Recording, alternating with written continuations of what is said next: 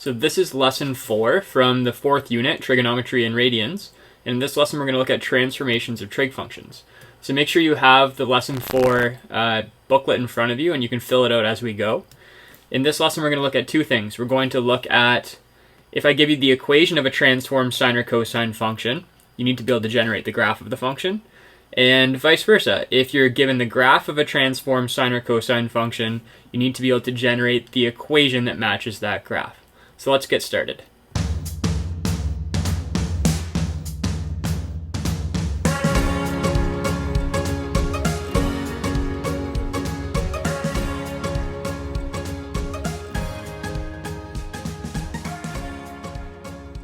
Before we can actually graph transformed sine and cos functions, right here is a transformed sine x function, you need to know what the parameters a, k, d, and c do to transform a sine or cosine function. So let's go through those one at a time.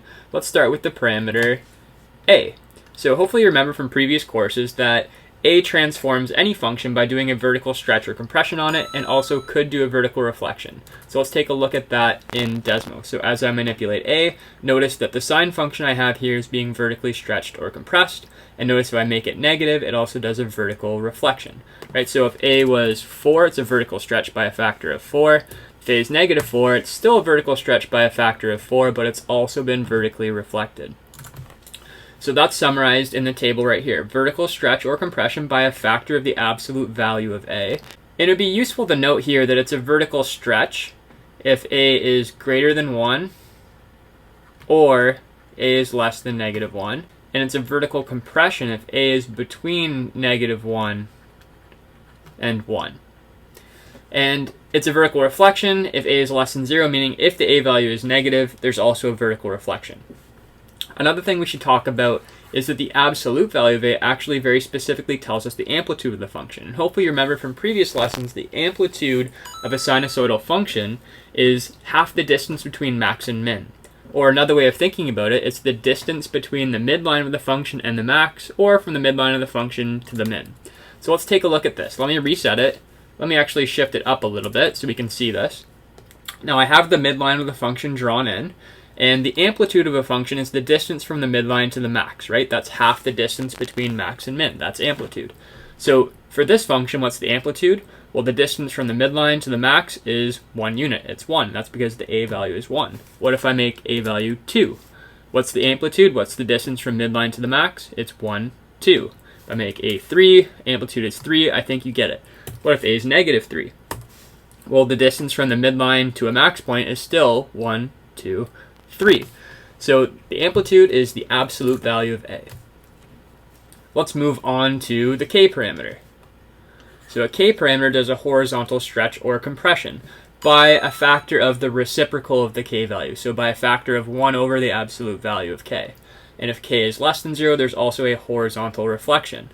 So these properties are in reverse of what it was for the vertical stretch or compression. So there's a horizontal stretch if k is between negative 1 and 1.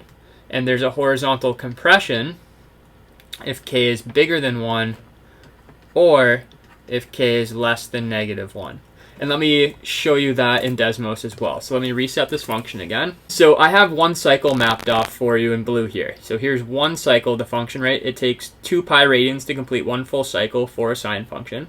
If I make k bigger, so if I make k2, it actually does a horizontal compression by a half. Look at the horizontal length of that cycle when I make k2. The horizontal length of that cycle is half of what it used to be. It's no longer 2 pi, it's only pi. And I have that mapped off in blue here for you. So k does a horizontal compression by 1 over 2 in that scenario. How would I horizontally stretch it? If I made k a half, let me put it to a half. Notice that's a horizontal stretch by a factor of 2. Instead of taking 2 pi to complete a cycle, it now takes 4 pi. So k does horizontal stretching and compressing.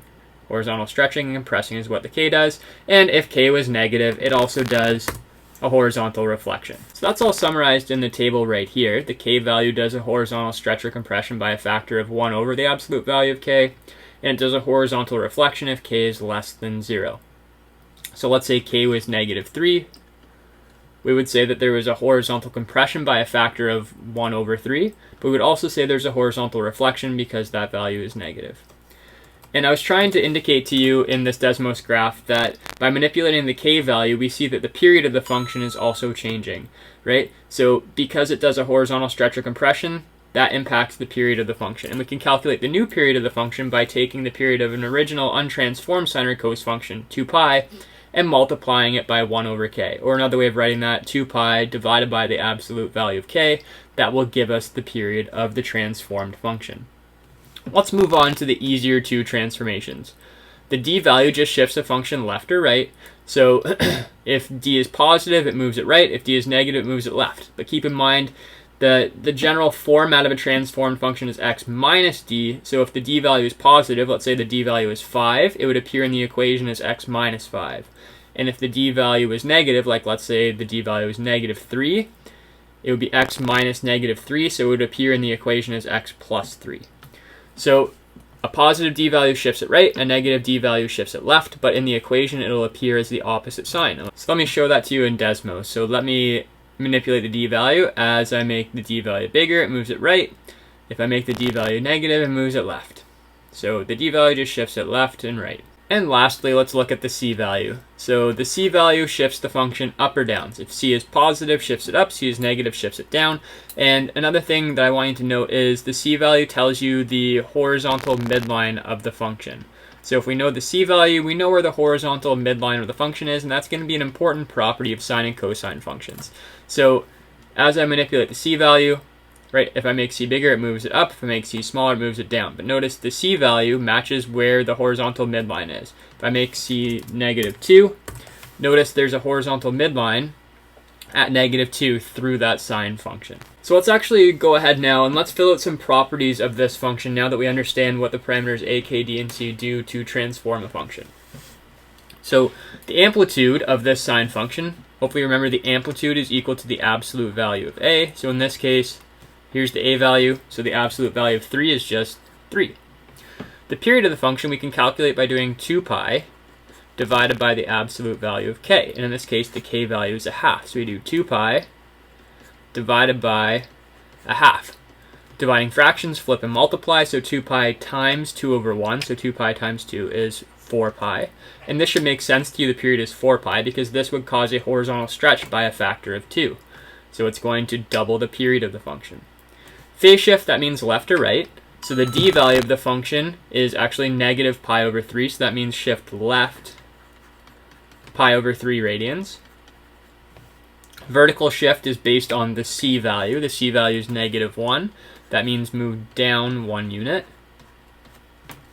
If we want to calculate the max and the min value, let me just show you a diagram here. So I have a midline drawn in.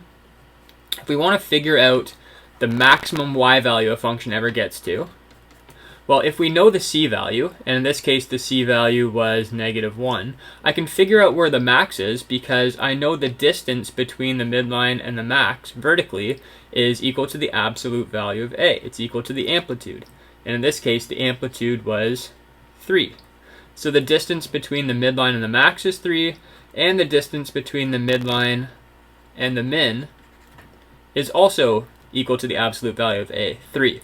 So if I want to figure out the y value of this max, I just have to go to the middle of my function, so negative 1, and add the amplitude, so add 3. So just do c plus the absolute value of a, and that gives you the y value of the max.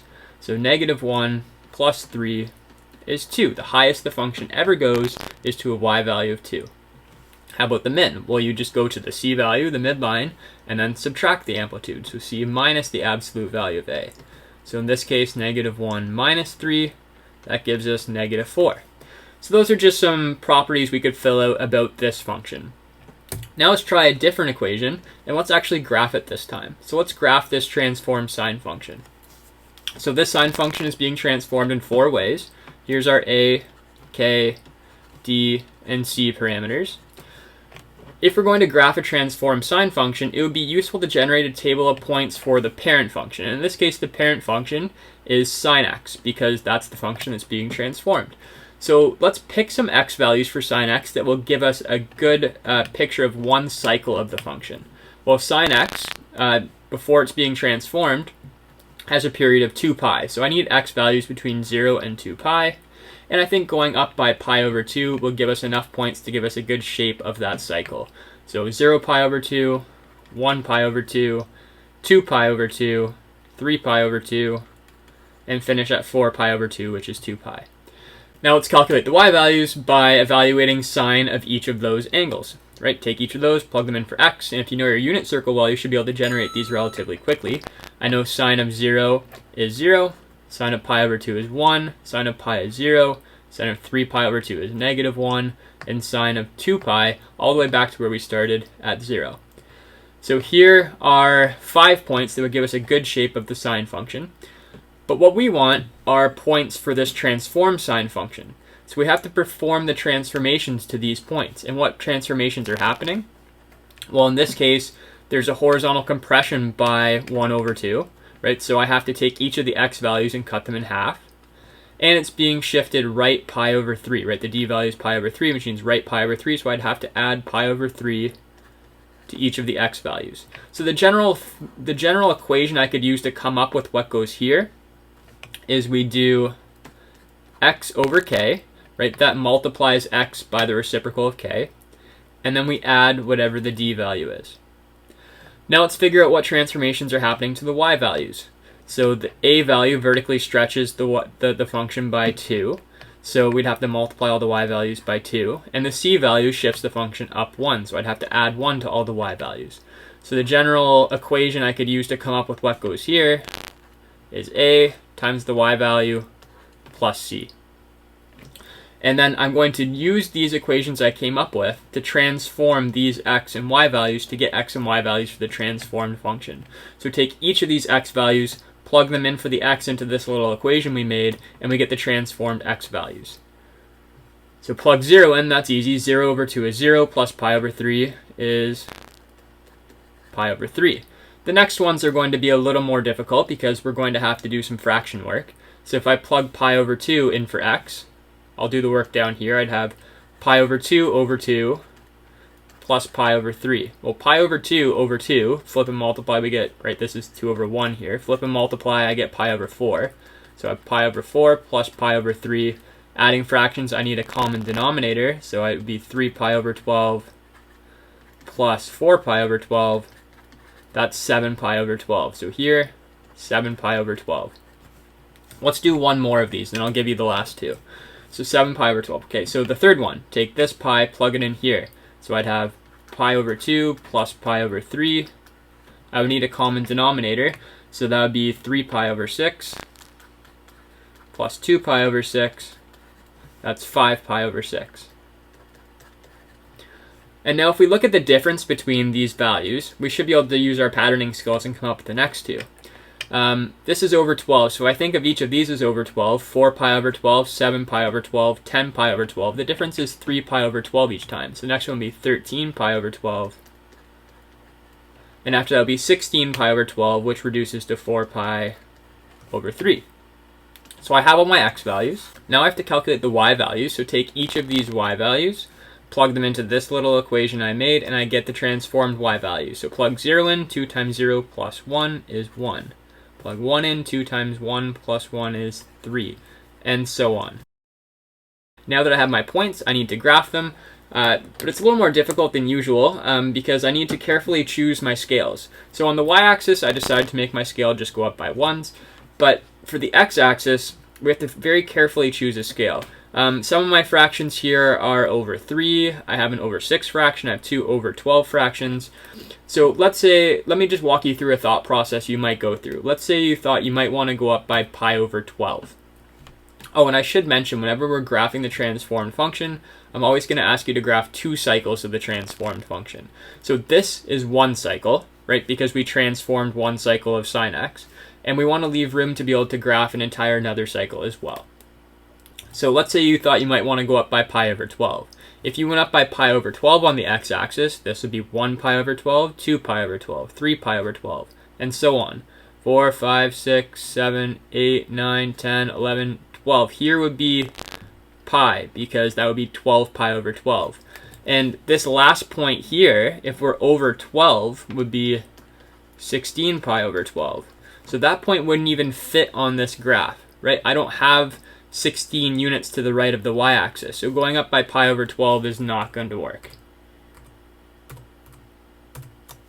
So how about pi over 6? What if we went up by pi over 6? If I went up by pi over 6, that would mean that this one was 8 pi over 6. Would that fit on the graph? So if I went up by pi over 6, this would be 1 pi over 6, 2 pi over 6, 3 pi over 6, 4, 5, 6 pi over 6, so here would be pi, 7 pi over 6, 8 pi over 6. Yes, so the point with an x value of 8 pi over 6, yes, it would fit on the graph. It would be right here, and its y-coordinate is 1. So the function would start at, this is 2 pi over 6, so it would start at 1 pi over 6, 2 pi over 6, y value of 1. So it would start here, and it would finish here. There's one cycle. And then, yes, there's room over here to do another cycle. So notice it takes 1, 2, 3, 4, 5, 6 pi over 6 to complete one cycle. So 1, 2, 3, 4, let me count again. So 1, 2, 3, 4, 5, 6. It'll complete the other cycle by the time it gets to here. So I'll be able to get 2 full cycles in between here. So if I'm going up by pi over 6, it's going to be useful to rewrite each of these fractions as fractions with a denominator of 6. That way the numerator tells me how many tick marks I need to move over when graphing it.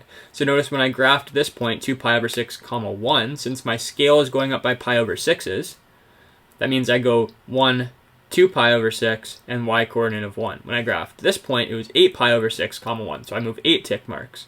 1, 2, 3, 4, 5, 6, 7, 8 pi over 6, y-coordinate of 1. And if you were looking at this graph, you should easily be able to tell what the scale is. Just look for where's pi. Pi is at the 1, 2, 3, 4, 5, 6th tick mark. That must mean you're going up by 1 pi over 6, because this would be 6 pi over 6, which is just pi. So let's plot the other points that we have by changing these two here to being over 6 fractions. So I would have to divide the top and bottom by 2 to make this be over 6. So this would be 3.5 pi over 6. This one's already over 6. Divide this one top and bottom by 2, and I get 6.5 pi over 6. So let's graph the 3 points in the middle. So 3.5 pi over 6, comma 3. That means go 1, 2, 3.5 units, and then 1, 2, 3. And then the next point was at 5 pi over 6, comma 1. So move 5 units. 1, 2, 3, 4, 5, 1. And then the last one was at 6.5 pi over 6, negative 1. So 1, 2, 3, 4, 5, 6.5, y-coordinate of negative 1. So here is one cycle of the function. Let's continue our pattern and do another cycle. And I should label some more points along the x-axis here so the scale is more clear for you, right? We're going up by pi over 6. So 1 pi over 6, 2 pi over 6, 3 pi over 6, that's pi over 2. And let's do some in the negative x-axis as well. So negative 1 pi over 6, 2, negative 3 pi over 6, that's negative pi over 2. And the 6th spot, 1, 2, 3, 4, 5, 6, will be negative 6 pi over 6, which is negative pi. Okay, let me do the other cycle now. I'll do it in a different color so you can more clearly see the difference between the two cycles. So it's periodic, right? So this cycle is just going to repeat over and over again. And notice there is a point every 1.5 units horizontally, right? Move 1.5 to the right, there's a point. 1.5 to the right, there's a point, and so on. So if I move 1.5 to the left, there'll be another point on my function. And if I follow the pattern, it'll be down here. Move 1.5 to the left, it'll be back up to here. 1.5 to the left, it'll be up to here, and 1.5 to the left. I'll finish my second cycle right here. Notice that this cycle in blue matches the cycle in red exactly. So there's 2 cycles of the transformed sine function. Let's write some properties of this function, and if we have the equation of the function, the easiest way to find the amplitude is just do the absolute value of a. So for this function, the absolute value of a was 2, so the amplitude is 2. The period of the function is equal to 2 pi over the absolute value of k. And for this function, the k value is 2. So it's 2 pi over 2, which is pi. Right? So amplitude is half the distance from max to min. Or another way of thinking about it is the distance from the midline to the max, and yes, that distance is 2. And the period of the function is the horizontal length of one cycle, and apparently that's pi. If I were to map off one cycle, here's one cycle right here. The length of that cycle is 1, 2, 3, 4, 5, 6 pi over 6, which yes, is pi. Now let's try where I give you the graph of the function, and we figure out what transformations have happened to it, and write the equation. And we should be able to write a sine or a cosine function for any of these graphs. The only difference between the two of them is going to be the d value. Between a sine and a cosine function, the a, k, and c values are going to be exactly the same no matter which one of these two we are writing. The only thing that will be different is the d value, the horizontal shift value. Let me just quickly show you what I'm talking about in Desmos. So in red, I have cos x. In green, I have sine x. Now, I don't have to describe this green function with the equation y equals sine x. I could actually describe it with a cosine equation, right? Because watch, if I take this cosine function and shift it pi over 2 to the right, it overlaps exactly with that graph. And same vice versa. If I wanted to describe this red function with an equation, yeah, I could describe it with cos x, but I could also describe it with a transformed sine function, right? If I take the green sine function and shift it pi over 2 to the left, notice that it overlaps exactly with the cosine function. So this is just my way of showing you that we could write the equation of any of these sinusoidal functions with either a sine or a cosine equation if we just manipulate the horizontal shift value accordingly. Okay, now let's talk about how we are going to calculate what these a, k, d, and c parameters are by looking at the graph. So how are we going to figure out the a parameter? Remember, the a parameter is going to tell us the amplitude of the function. So how do we find the amplitude of a function by looking at the graph? Well, we have to remember what the amplitude is. Amplitude is half the distance between max and min. So this would be the amplitude of the function represented by that line I drew there. It's half the distance between max and min. So the distance between the midline and the max, or from the midline to the min. That's the amplitude. So how do I find half the distance between these 2 points? Well, just find out what is the distance between the 2 points by doing max minus min, and then cutting it in half. That's the amplitude. So we can calculate amplitude by doing max minus min over 2. Next, we're going to want to find the k parameter. And if you remember before, remember the period of a function was equal to 2 pi over the absolute value of k. So we can manipulate this equation, and notice that if we replace this k value with period, the k value equals 2 pi over period, right? If we algebraically rearrange that to isolate k, we get k equals 2 pi over the period. So how are we going to do that by looking at the graph? Well, what's the period of a function? A period of a function is the horizontal distance of one cycle. So we just need to map off one cycle of a function. So the easiest way to do that is probably between max points or between min points, but we map off one complete cycle of the function, and the horizontal length of that cycle, so from there to there, we call that the period of the function, and we can calculate the k value by doing 2 pi over whatever the period is. Let's skip d for now. I'll come back to that, and let's talk about the c parameter. Well, the c parameter is the vertical shift. We just have to figure out where is the midline of the function. The midline of the function moves based on what vertical shift has happened. So if we can figure out where the middle is, then we know where the c value is. We know what the c value is. So there are a couple ways to do this. If I want to figure out this c value, well, if I know the max and I know the amplitude, well, if I have the y value of the max, subtract the amplitude, it tells me the c value. So we can just do max minus amplitude. So I could do max minus the amplitude. Or another way of thinking about it, if we know the c value is in the middle of the function, so we just have to find the middle of the max and min. So we need to find the average of the two of them, and we can average them just by adding them and dividing by 2. Now let's talk about the most difficult part of this, is figuring out the horizontal shift. So let's very carefully look at Desmos first. Okay, so remember the d value is the horizontal shift of the function. So right now I have a cosine function where the d value is 0. It hasn't been horizontally shifted at all. And notice what's on the y-axis. On the y-axis is a maximum point. And if I horizontally shift this function, let's say pi over 2 to the right, if I move this pi over 2 to the right, make the d value pi over 2, notice where is the maximum point now? It's at an x value of pi over 2. If I shift this function pi to the right, Where's the max value now? It's at an x-coordinate of pi. So what I want you to notice here is if we know the x-coordinate of a max, we know what horizontal shift has happened. I know there's an infinite number of max points, right? There's a max point there, there's a max point there. I could use the x-coordinate of any of those. I could do 5 pi, 3 pi, pi, doesn't matter, right? If I change this to 3 pi, watch what happens to the function. Nothing, it looks exactly the same. It wouldn't matter. As long as we use an x-coordinate of a maximum point, then we know the horizontal shift of the cosine function.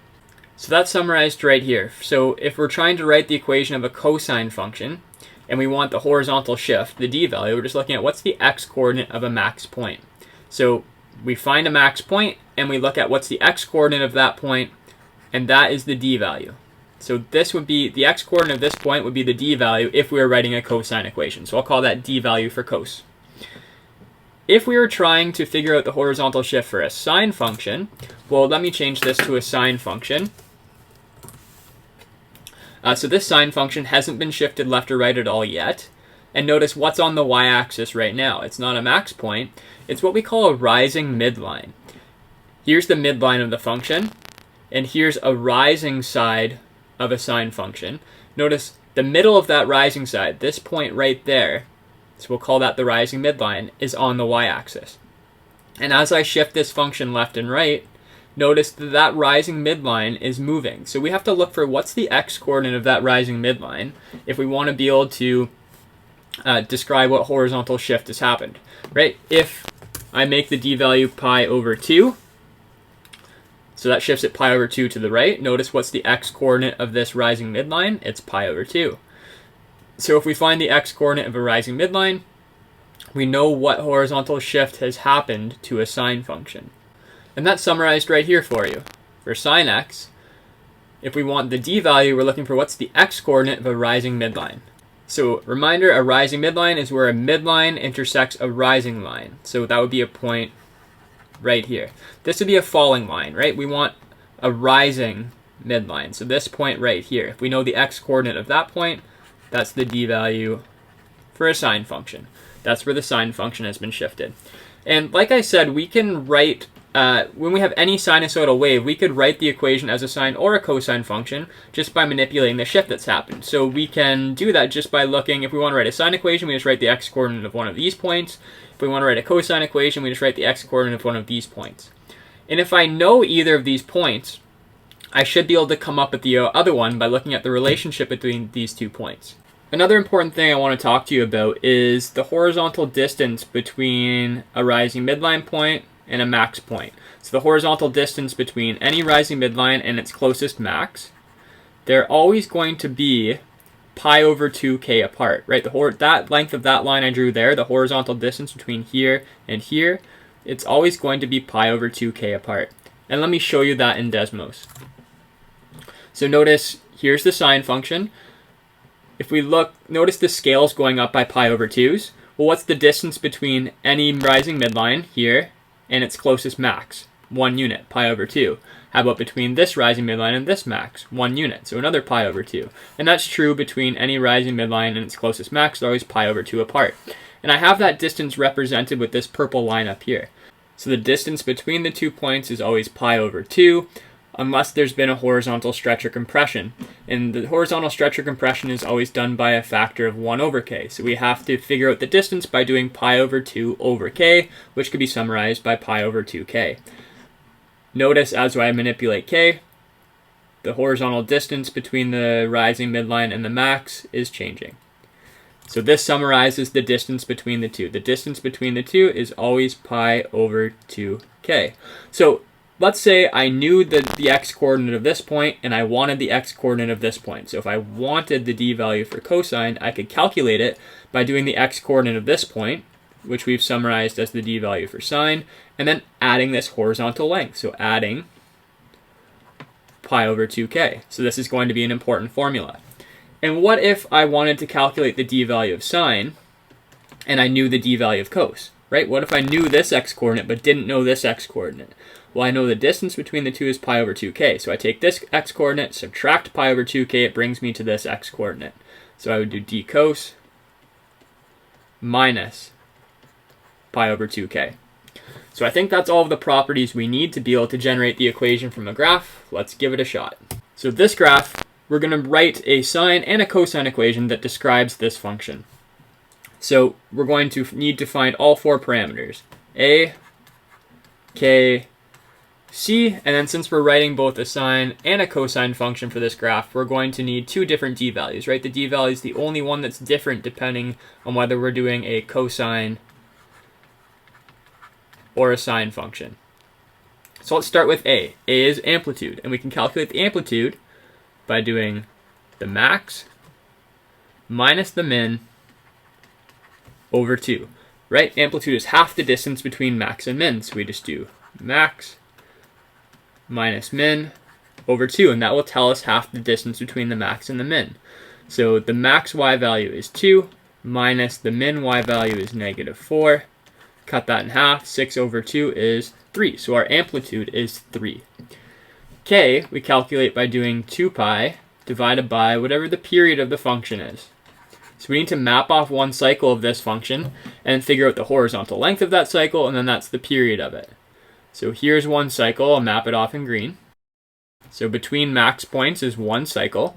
Now I need to figure out what is the horizontal length of that cycle. What horizontal distance have I covered between those maximum points? So it'll be useful to figure out what is the scale going up by. Well, where's pi? Pi is right here. It's at the 1, 2, 3, 4th spot. That must mean I'm going up by pi over 4. 1 pi over 4, 2 pi over 4, 3 pi over 4, 4 pi over 4. So each unit is pi over 4. So let me count the length of this cycle. 1 pi over 4, 2 pi over 4, 3 pi over 4, 4, 5, 6, 7, 8. It's 8 pi over 4, which is 2 pi. So the period is 2 pi. So 2 pi divided by 2 pi is 1. There's been no horizontal stretch or compression that's happened, right? That's why the k value is 1. C, I'm looking for where is the midline of this function.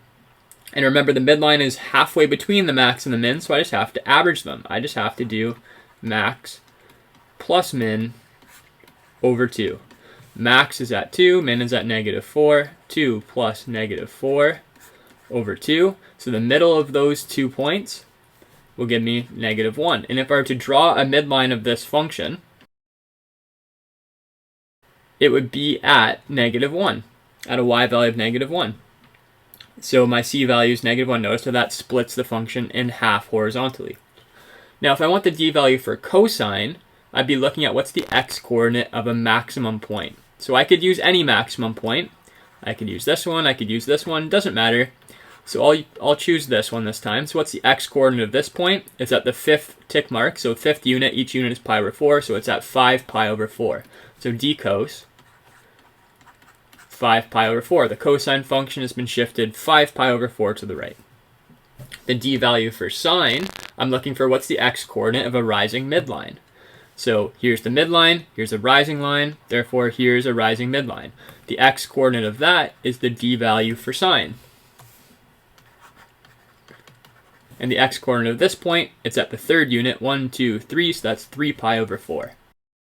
And notice what's the difference between those two values? The difference is 2 pi over 4, pi over 2, right? They're pi over 2 apart. So now I can write my equations just by plugging in my a, k, d, and c parameters. So y equals 3, I'll do the cosine function first.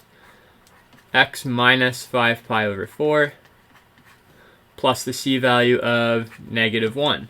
And my sine function is going to look exactly the same, except for the d value is different. It's x minus 3 pi over 4 minus 1.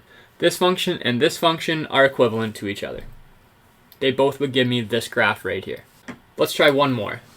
Determine the equation of a sine and cosine function that describes this graph. So let's find a, k, c, and then we're doing a sine and a cosine function again, so I'll need the d value for cosine, and I'll also need the d value for sine. So let's start with a, amplitude. Amplitude's half the distance between max and min. So I need half the distance between 3 and -5. So I'll find the distance between 3 and -5 by subtracting them, and then cut it in half. So 3 minus -5 is 8, divided by 2 is 4. So the amplitude is 4. The k value, I can calculate that by doing 2 pi divided by whatever the period of this function is. So let's map off one cycle. I'll do it between maximum points. It doesn't have to be between maximum points. I just find that easiest. So what's the horizontal length of this? So our scale is going up by 10s, so 10, 20, 30, 40. The horizontal length of this cycle is 40. So my k value, if I reduce this, is pi over 20. The c value is going to be where's the midline of this function, and I can figure that out by knowing it's going to be halfway between max and min, so it's the average of the max and the min. So 3 plus negative 5 over 2, that's negative 2 over 2, which is negative 1. So the midline is at negative 1 again. Let me just draw that quickly. And the d value for cosine is going to be the x-coordinate of a maximum point. So here's a maximum point. Its x-coordinate is 20, so the d value for cosine is 20. Right? The cosine function has been shifted 20 to the right because the max used to be on the y-axis. Now it's over here, 20 to the right. D value for sine, I'm looking for the x-coordinate of a rising midline. So I'm looking for the x-coordinate of where a rising line intersects a midline. So either that one, or there's an infinite number of them. I'll just choose the one closest to the y-axis. This one right here, the x-coordinate of that point is 10. Notice the difference between these 2 points is pi over 2k. Let me demonstrate that to you. What is pi over 2k? What's pi over 2 times pi over 20? So that would be pi over 10. Flip and multiply. That's 10. The distance between an x value of a max and an x value of a rising midline is always pi over 2k apart. So they're 10 apart. So let's write the equations now for this function. And we can write a sine and a cosine function that are both equivalent to each other. So I'll start by doing the cosine function. So y equals 4 cos, and I have a k value this time, so pi over 20 x minus 20 plus the c value, which is negative 1. And now I'll do the sine function as well, where everything is exactly the same except for the d value. So same k value, but now it's x minus 10 minus 1. So those two equations are equivalent. They both match up with that function right there. How about if we didn't have the graph? We only had information in words. This is where we're going to have to use the relationship between the d value for cos and sine. So create a sine function with an amplitude of 7. Okay, well that tells me the a value is 7. A period of pi, so I can calculate the k value by doing 2 pi divided by the period. I get k is 2. A phase shift of pi over 4 right. Okay, well it tells me it's a sine function, so the d value for sine is pi over 4. And a vertical displacement of negative 3, that just means down 3, so my c value is negative 3. So it's easy to write my sine function. It's just 7 sine 2 x minus pi over 4 minus 3. Part B of this question is the more difficult part. What would be the equation of a cosine function that represents the same graph? Well, I know the a, k, and c values are going to be exactly the same. So how do I figure out the d value of the cosine function? Well, I have to know where is a maximum point, right? The x-coordinate of a max is going to tell me the horizontal shift of a cosine function. And let's think back to this graph I showed you earlier. Well, if we know the x-coordinate of this, we could figure out the x-coordinate of this just by adding pi over 2k. That's what it tells me right here. If I want the d value for cos, take the d value for sine, add pi over 2k. So let's do that here. If I want the d value for cos, we take the d value for sine, and we add pi over 2k. So in this case, the d value for sine was pi over 4. And we add pi over 2, and the k value was 2. So we add pi over 4. So pi over 4 plus pi over 4 is 2 pi over 4, which is pi over 2. So the d value for the cosine function is pi over 2. So there's an equivalent cosine function. So this function and this function are equivalent to each other. They give you the exact same graph. Let me just finish off by showing you that in Desmos. Okay, I have the two equations written here. If I reveal the cosine equation, the function's right there. If I reveal the sine equation, in the exact same spot. Notice they overlap exactly with each other. So they're equivalent equations, two ways of describing the exact same sinusoidal function. Okay, so that's it for this lesson. Make sure you try the practice questions that go along with it. And that's it.